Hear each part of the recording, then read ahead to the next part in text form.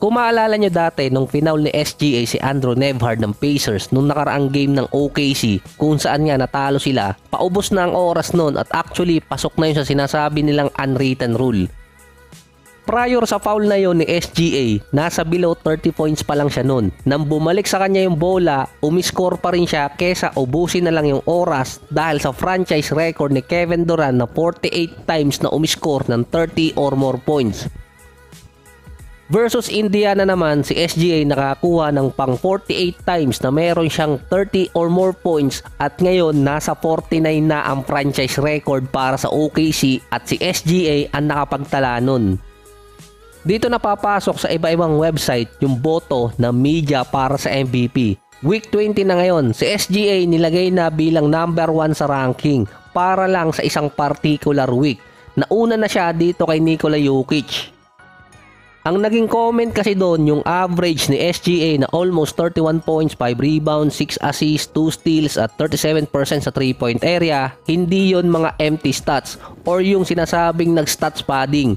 Bukod lang siguro doon sa isang play na nangyari sa Indiana. Pasok na rin si SGA sa mga requirements para sa mga awards at sure din na makakapasok siya sa All-NBA team. Kapag hindi, alam nyo na ang nangyari doon. Kapag si SGA nasama sa All-NBA team or kaya nanalo siya ng MVP, pasok na siya sa Supermax contract. Kahit pa next year siya pipirma ng contract extension. May natitira pa kasing 3 taong kontrata sa kanya.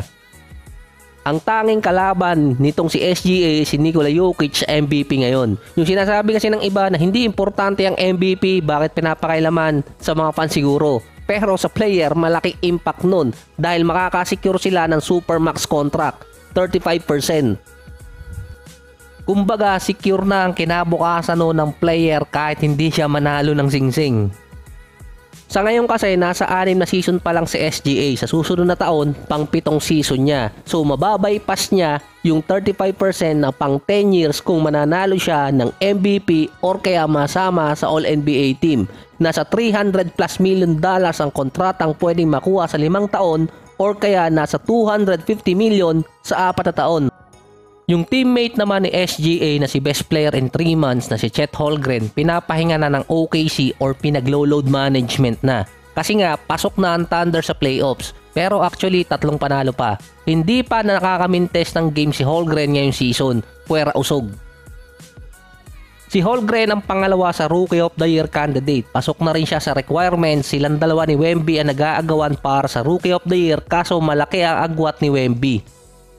Ang gusto kasing gawin ng OKC, gumamit na ng load management si Holmgren dahil nga noong nakaraan season galing siya sa injury at para maiwasan din ni Holmgren ang fatigue pagdating ng postseason or playoffs. Pero kinumbinse ni Holmgren ang medical team at management na tatapusin niya yung buong game sa regular season.